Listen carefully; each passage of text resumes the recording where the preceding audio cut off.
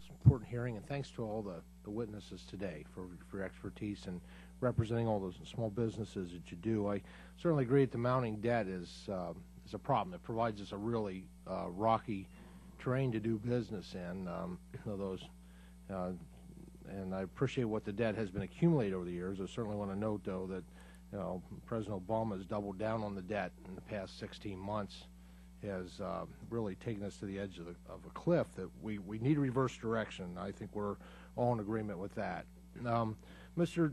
DeVay, I wanted to ask you, last Wednesday this committee did a hearing on trade in small business. I happen to believe that's, for our small businesses where we can, that's an important market to reach out to the rest of the world.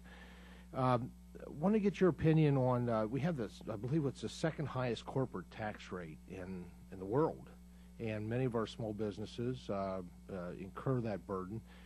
Your opinion on how that disadvantage, is that a disadvantage, and how do our small businesses to compete? The corporate income tax rate is a huge disadvantage for American businesses. Right now, our rate is the second highest in the developed world. We trail only slightly Japan. When you take the top federal rate at 35% and add on state and state corporate income tax rates, it gets pretty close to 40%. That is higher, like I said, higher than almost every other developed country. It's one of the major factors driving businesses overseas. It's driving them to open up new operations overseas, send jobs overseas. The average in the Organization for Economic and Cooperation and Development, the 30 largest economically developed countries, is about 25%. So we're 10 percentage points over that rate. Over the last 10 to 15 years, most countries have been cutting their rates. I think every country, except us, cut their rate over that period. So by standing still, we've fallen behind. It's absolutely imperative that action be taken soon. Otherwise, we're going to keep seeing jobs go overseas. Okay, thank you. Mr. Green, in your testimony, you said that billings at your company are down due in part to tight credit, the result, you say, of conflicting bank policies and additional requirements. And you believe the financial regulatory reform legislation being considered by the Senate will add or reduce to tight credit?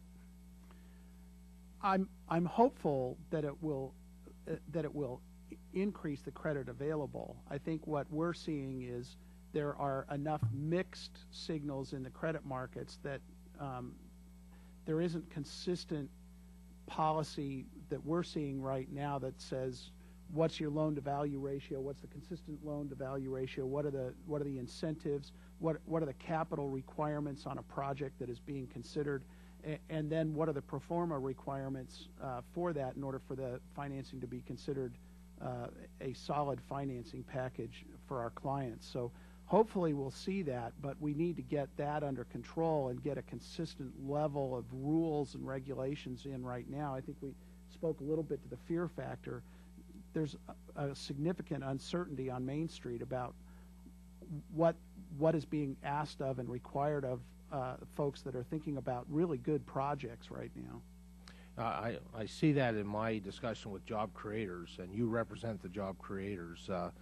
They're sitting on the sidelines. They're normally small men and women in business who take a percentage of their profits, reinvest it in their company, hire more people, and they're afraid. They're sitting on the sideline. Mr. Collins, you mentioned your testimony about the effect of tight credit. Do you believe that credit markets are easing for small companies? What are you seeing out there? No.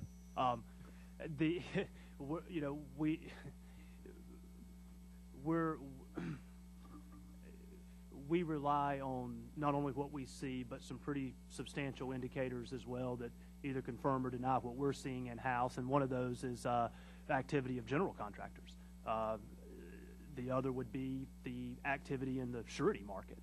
Those are really strong indicators of what's going on around us, and I can say with certainty from either conversations that we've had with both or with just real examples of what we've experienced that there is no movement and no encouraging outlook there. If anything, it is the opposite. It is that the commercial element of what we do has really yet to potentially fully bottom. And when it does, the idea that there's going to be a rebound of any sort is not there. If it hasn't bottomed, once it does, it's going to bounce there. And the surety underwriting market is shrinking today. Yeah. Thank you, Madam Chairwoman.